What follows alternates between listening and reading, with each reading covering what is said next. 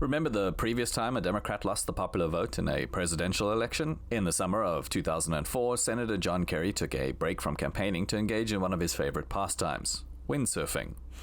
Big mistake. The footage of him engaging in this relatively niche activity, which is also pretty expensive, was used by the Bush campaign to underscore what turned out to be a successful portrayal of Kerry as an aloof, elitist nerd, while Bush was made out to be, a relatable guy you might enjoy having a beer with. As an aside, somewhat ironically, during Kerry's successful bid to remain in the Senate in 2008, his beer drinking became the subject of a short-lived controversy when he was photographed with some drunk college girls, only to have his office vociferously deny that he had been partying with them, demanding a retraction from TMZ. Anyway, the windsurfing footage from 2004 was also used to good effect in this famous Bush campaign ad from the time. In which direction would John Kerry lead?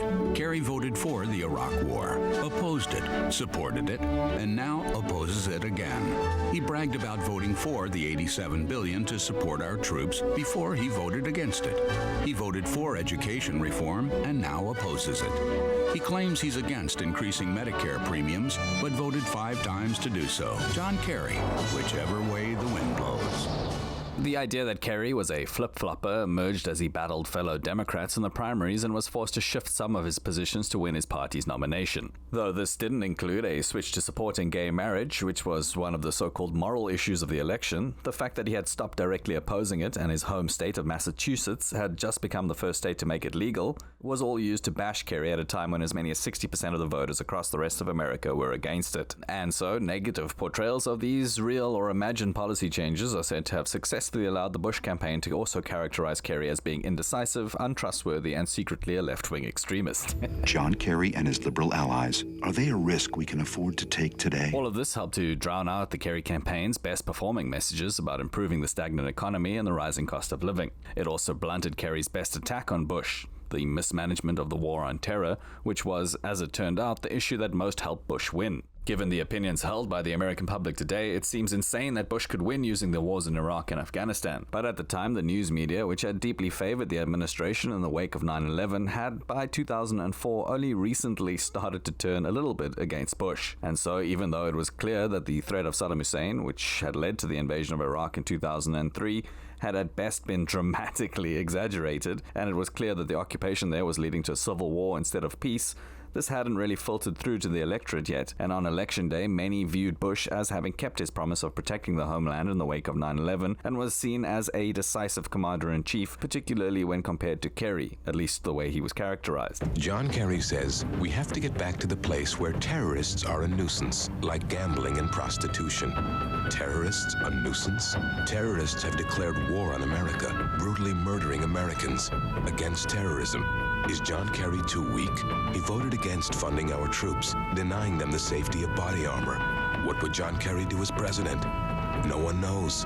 John Kerry doesn't even know. In addition, Kerry's criticism, and really any and all criticism of the prosecution of the war on terror, was, in 2004 at least, still seen as being against the troops and unpatriotic. Now, though Kerry had been a prominent anti-war activist in the 1970s, this came after he had volunteered to serve in Vietnam, during which time he was wounded at least 3 times and awarded a Bronze and Silver Star for heroism in combat. So you would think that claims that he was unpatriotic or unsympathetic toward the plight of the troops could be easily brushed aside by his campaign, particularly as President Bush hadn't served in combat during a similar time period and had been accused of a kind of draft dodging as early as his first presidential campaign, accusations of which re-emerged as a significant controversy again in the 2004 election. But a veterans political organization with close ties to Republican donors, but not directly associated with Bush, emerged soon after Kerry became the Democratic nominee. The Swift Boat Veterans for Truth group was made up of around 250 members of Kerry's unit,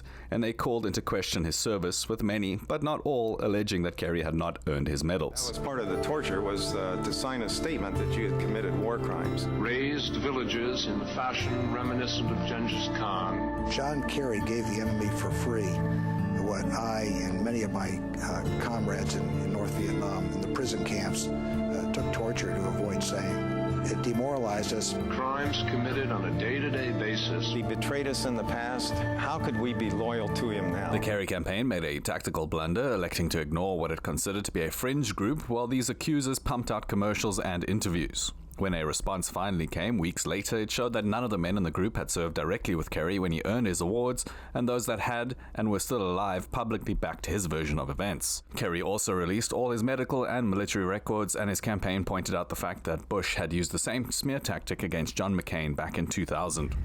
Governor Bush had an event, and he paid for it, and stood next to a spokesman for a fringe veterans group. That fringe veteran said that John McCain had abandoned the veterans. Now, I don't know if you can understand this, George, but that really hurts. Yeah. That really hurts. You should be ashamed. By the time of the election, the Swift Boat Group's accusations had mostly been refuted, but the damage to Kerry's reputation in the eyes of large sections of the electorate had been done. On the plus side, political pundits and historians got to add the term swift boating to their lexicon. Yay. Finally, as the bruising campaign entered the election week, the polling showed a neck-and-neck race. And then, just 4 days before the election, a video of Osama bin Laden, one of the most hated and or feared men in America's history, was released by Al Jazeera confirming that he was still alive and well. In it, he criticized, threatened, and taunted the American people and the Bush administration. Now, if bin Laden's intention had been to undermine the Bush campaign, it appears to have had the opposite effect. While polling after its release suggests that it only had a minor impact, slightly favoring Bush, its release and the campaign's responses to it knocked negative stories about the Bush economy, deaths of U.S. servicemen in Iraq, and the possible corruption in the administration off the front page as America headed to the ballot box. In the end, despite only being slightly favored, President Bush was re-elected to a second term by over 3 million ballots in the popular vote, and he secured 286 votes in the Electoral College. Bush's victory, the first time a Republican had won the popular vote since 1988 and the last until 2024, represented a significant improvement over the controversial and razor-thin Electoral College win against Al Gore in 2000, which had been decided by a few hundred votes in Florida, a series of recounts, and finally a Supreme Court ruling. Despite this comparatively resounding victory, the 2004 election process was not without controversy of its own, with most of the issues centered on Ohio and its at the time 20 electoral votes, which decided the election by going in favor of Bush. Even as voting was taking place, there had been accusations of voter suppression and evidence of miscounts by electronic voting machines in the Buckeye State. Why did a computing error in Franklin County initially award 4,258 extra votes to George Bush when only 638 people had actually voted? Thankfully, they fixed it. But how many other votes did the computers get wrong? These all delayed the final results, but Kerry still conceded before noon the day after the election because it appeared that the margin, around 120,000 votes in Bush's favor, was unlikely to be impacted by possible recounts or other interventions. Despite the concession, some Democrats continued to cry foul, and during the certification process on January 6, 2004, an objection was successfully raised against Ohio's results. But as expected, the vote on this did not pass and the election was successfully certified. The controversy and, let's call them, conspiracy theories nevertheless persisted and gained traction as the Bush administration's popularity plummeted in the months that followed. And in 2006, Robert F. Kennedy Jr., then still a Democrat and still writing for Rolling Stone, made the case that the results in Ohio were thanks to voter fraud and that without this, Kerry would have won. In response, Kerry and Howard Dean, the then DNC chair, both agree that they could not be sure the vote in Ohio had been fairly decided, which in today's climate would likely be characterized by their opponents as election denial. The 2004 election had one other minor but interesting hiccup that I want to discuss.